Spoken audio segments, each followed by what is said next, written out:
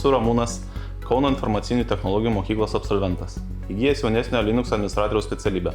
Pameistrystę pasirinkau, nes norėjau pritaikyti mokykloje įgytas teorinės žinias realioje darbo aplinkoje ir išbandyti šią profesiją. Labiausiai džiaugiuosi, kad po meistrystės gavau pasiūlymą likti dirbti toje pačioje įmonėje. Tai parodė, kad mano pastangos ir įgūdžiai buvo įvertinti, o įgyta patirtis padėjo pradėti karjerą šioje srityje. Po pameistrystės supratau, kad IT gali būti ne tik hobis, bet ir profesija.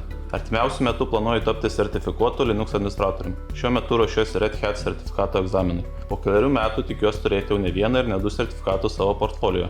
Pameistrystės metu įgijau specifinių žinių, kaip dirbti su didelėmis enterprise lygio įmonėmis ir jų sistemomis. Iš pradžių viskas atrodė labai baisu, ypač pirmą kartą išjungiant vartotojo paskyrą.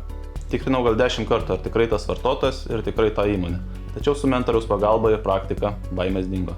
Net nedvejokite, pameistrystė nieko nekainuoja ir yra puikus būdas pamatyti, kaip viskas vyksta realybėje, bei suprasti, ar pasirinkote tinkamą profesiją.